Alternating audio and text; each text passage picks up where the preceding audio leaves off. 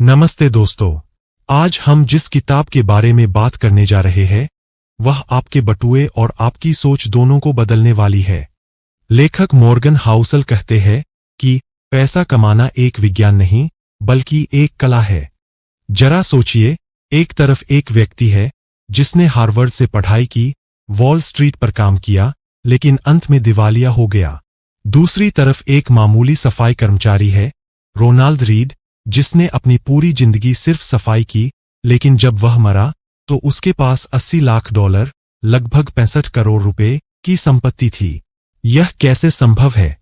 क्या Ronald read कोई genius था? नहीं, उसने बस पैसे के मनोविज्ञान को समझ लिया था। आज की इस वीडियो में हम सीखेंगे द साइकोलॉजी ऑफ मनी किताब के पहले 4 अध्याय को, जो आपकी पैसे को देखने की सोच हमेशा के लिए बदल सकते हैं। तो वीडियो को अंत तक जरूर देखिए, क्योंकि आखिरी सीख आपके पूरे फाइनेंशियल भविष्य की दिशा बदल सकती है। अध्याय 1, कोई भी पागल नहीं है। हम अक्सर दूसरों के निवेश के फैसलों को देखकर कहते हैं, यह आदमी कितना बेवकूफ है, इसे पैसे की समझ ही नहीं, ये तो जुआ खेल रहा है, यह तो पागलपन है। लेकिन हाउसल कहते हैं कि दुनिया में कोई भी इंसान पैसों को लेकर पागल नहीं है, बस हम सबकी परवरिश और हालात अलग अलग रहे हैं। जरा सोचिए, एक इंसान जिसने 1930 की महामंदी देखी है, वह पूरी जिंदगी शेयर बाजार के नाम से डरेगा।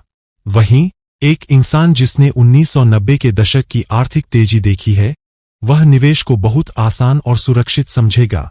आपकी उम्र, आपका देश और उस समय की अर्थव्यवस्था कैसी थी, ये बातें आपके दिमाग में पैसे के प्रति एक खास सॉफ्टवेयर लोड कर देती है। इसलिए जब कोई व्यक्ति लॉटरी पर अपनी आखिरी कमाई खर्च करता है, तो एक अमीर आदमी को वह पागलपन लग सकता है, लेकिन उस गरीब आदमी के लिए वह उम्मीद खरीदने का एकमात्र रास्ता होता है। हम अक्सर सोचते हैं कि पैसा निवेश करना गणित के फॉर्मूले जैसा है, जिसे किताबों से सीखा जा सकता है। लेकिन हकीकत यह है कि निवेश करना कोई हार्ड साइंस नहीं है, बल्कि यह एक सॉफ्ट स्किल है। स्कूलों में हमें सिखाया जाता है कि कम उम्र में बचत करो और इंडेक्स फंड में पैसा डालो, लेकिन जब असल जिंदगी में मंदी आती है और आपकी स्क्रीन पर पोर्टफोलियो लाल रंग में दिखता है, तब आपका गणित फेल हो जाता है और आपका व्यवहार सामने आता है। कोई भी फैसला लेते समय हम केवल डेटा नहीं देखते, बल्कि हम अपने डिनर टेबल पर बैठकर अपनी भावनाओं, अपने डर और अपने आत्मसम्मान के आधार पर फैसला लेते हैं। पैसे के मनोविज्ञान को समझने में सबसे बड़ी बाधा यह है कि हममें से कोई भी पूरी तरह से जानता ही नहीं कि पैसा काम कैसे करता है। आज हम जिस आधुनिक वित्तीय व्यवस्था को देख रहे हैं, जैसे कि इंडेक्स फंड्स या क्रेडिट कार्ड्स, ये अभी कुछ ही दशक पुराने हैं। यह कहना कि हमें निवेश की पूरी समझ है, वैसा ही है जैसे एक बच्चे से कहना कि वह परमाणु भौतिकी समझ ले। हम सब इस खेल में नए हैं और अभी सीख रहे हैं। इसलिए यदि आपका कोई दोस्त या रिश्तेदार पैसों को लेकर ऐसा फैसला लेता है जो आपको गलत लगता है, तो याद रखें कि वह पागल नहीं है, वह बस अपनी दुनिया की खिड़की से उस पैसे को देख रहा है जो आपकी खिड़की से अलग है। इस अध्याय का सार यह है कि हमें दूसरों के वित्तीय फैसलों का न्याय करना बंद करना चाहिए। आपकी रिस्क लेने की क्षमता इस पर निर्भर करती है कि आपने अपने जीवन में क्या खोया और क्या पाया है। एक सफल निवेशक बनने के लिए सबसे पहले यह स्वीकार करना जरूरी है कि जो चीज मेरे लिए सही है, जरूरी नहीं कि वह आपके लिए भी सही हो।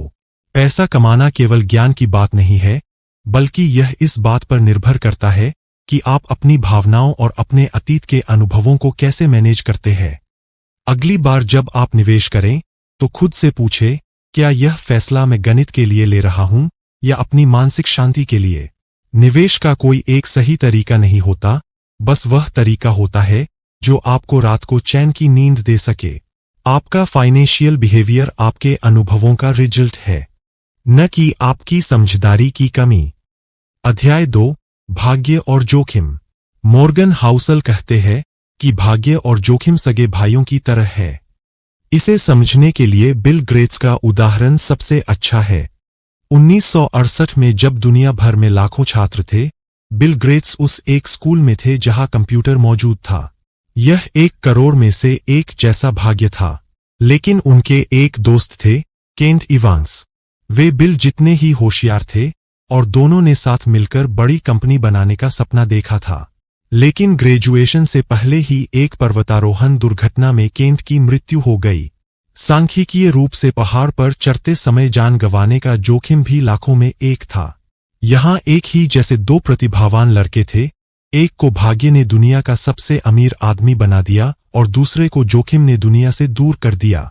बिल गेट्स उसी दौर में किसी और स्कूल में पैदा होते तो शायद माइक्रोसॉफ्ट कभी बनता ही नहीं। इसका मतलब ये नहीं कि बिल गेट्स ने मेहनत नहीं की, लेकिन ये जरूर मतलब है कि भाग्य ने उनका साथ दिया। दूसरी तरफ कई लोग सही फैसले लेकर भी असफल हो जाते हैं। क्यों? क्योंकि रिस्क हमेशा मौजूद रहता है। कुछ चीजें हमारे कंट्रोल में नहीं होती। हम अक्सर सफल लोगों की नकल करते हैं, यह भूल जाते हैं कि उनकी सफलता में भाग्य का कितना बड़ा हाथ था। इस अध्याय से हमें यह सीख मिलती है कि हमें किसी की सफलता से बहुत ज्यादा प्रभावित नहीं होना चाहिए और नहीं किसी की विफलता को तुच्छ समझना चाहिए। जब आप किसी सफल निवेशक की कहानी सुनते हैं तो याद रखें कि उनके रास्ते में कई ऐसी चीजें रही होंगी जो उनके नियंत्रण में नहीं थीं।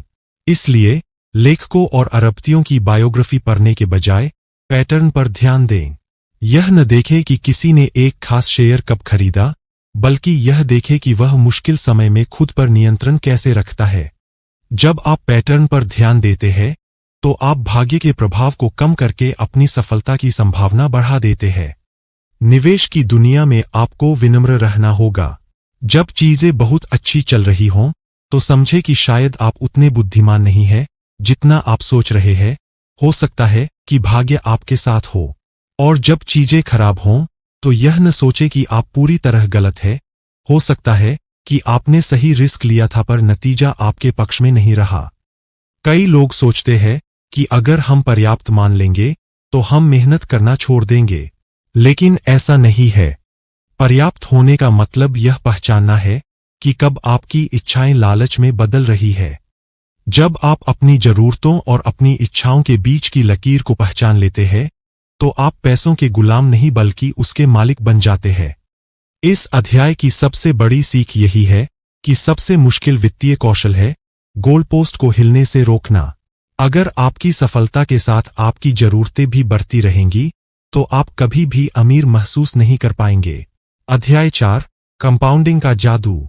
इन्वेस्टिंग की दुनिया में अक्सर हम इस बात पर ध्यान देते हैं कि हमें कितना रिटर्न मिल रहा है, लेकिन मॉर्गन हाउसल कहते हैं कि असली जादू रिटर्न के प्रतिशत में नहीं बल्कि समय में छिपा है।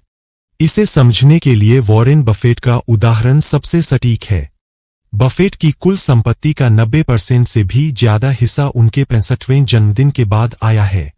अगर उन्होंने 30 या 40 की उम्र में निवेश करना बंद कर दिया होता तो शायद आज दुनिया उन्हें जानती भी नहीं।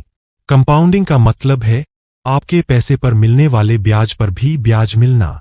यह एक बर्फ के गोले स्नोबॉल की तरह है जो पहाड़ से नीचे गिरते समय शुरू में बहुत छोटा होता है, लेकिन जैसे जैसे वह नीचे आता है और समय बीतता है वह अपने साथ और बर्फ लपेटकर एक विशाल आकार ले लेता है। कंपाउंडिंग का गणित हमारे दिमाग के लिए समझना थोड़ा मुश्किल होता है क्योंकि हमारा दिमाग लिनियर यानी सीधी रेखा में सोचता है, जबकि कंपाउंडिंग एक्सपोनेंशियल यानी तेजी से बढ़ने वाली प्रक्रिया है। उदाहरण के तौर पर अगर आप एक कागज के टुकड़े को 42 बार मोड़ सकें, जो तकनीकी रूप से असंभव है, तो उसकी मोटाई इतनी बढ़ जाएगी कि वह चांद तक पहुंच जाएगा। निवेश के साथ भी ऐसा ही होता है। शुरुआती 5 या 10 सालों में आपको लगेगा कि कुछ खास नहीं बदल रहा है और शायद आप हताश होकर निवेश बंद कर दें, लेकिन यही वह समय होता है जब आपकी जड़ें मजबूत हो रही होती है। जो लोग इस शुरुआती बोरियत को झेल लेते हैं उन्हें बाद में बिना कुछ किए वह संपत्ति मिलती है जिसकी कल्पना भी नहीं की जा सकती। कंपाउंडिंग की सबसे बड़ी शर्त है इसे बीच में कभी न रोकना। हाउसल कहते हैं कि एक अच्छा इन्वेस्टर वह नहीं है जो सबसे ज्यादा रिटर्न लाए, बल्कि वह है जो सबसे लंबे समय तक टिका रहे। लोग अक्सर रातों रात अमीर बनने के चक्कर में अपनी मेहनत की कमाई गवा देते हैं, जबकि कंपाउंडिंग का जादू शांत रहने और धैर्य रखने वालों के लिए काम करता है। आपको बहुत ज्यादा जीनियस होने की जरूरत नहीं है, बस आपको अनुशासन के साथ अपने पैसे को समय देना होगा। याद रखिए, पेड़ आज लगाने से फल आज नहीं मिलेगा, लेकिन अगर आप उसे काटेंगे नहीं और पानी देते रहेंगे, तो एक दिन उसकी छाया और फल आपकी आने वाली पीढ़ियों के काम आएंगे। यही पैसे का असली मनोविज्ञान है। दोस्तों, द साइकोलॉजी ऑफ मनी हमें सिखाती है कि पैसा केवल बैंक बैलेंस नहीं, बल्कि मानसिक शांति का जरिया है। अगर आप आज से अपनी बचत शुरू करते हैं और धैर्य रखते हैं, तो आने वाले 10 से 20 सालों में आप वह आजादी पा सकते हैं जिसका सपना हर कोई देखता है।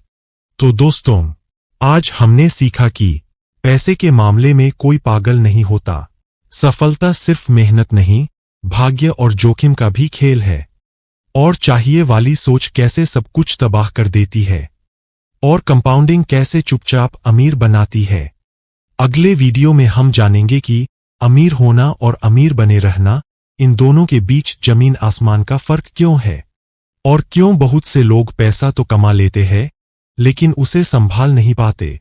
हम बात करेंगे उस अदृश्य धन की जो आपको असली आजादी दिलाता है। जाने से पहले, अगर इस वीडियो ने आपकी सोच में 1% भी बदलाव किया है, तो हमारे चैनल को अभी सब्सक्राइब कर लीजिए। वीडियो को लाइक करें और कमेंट में लिखिए, मैं फाइनेंशियल फ्रीडम चाहता हूं। मिलते हैं अगले पार्ट में, जहां हम पैसों के मनोविज्ञान की और भी गहरी परतों को खोलेंगे।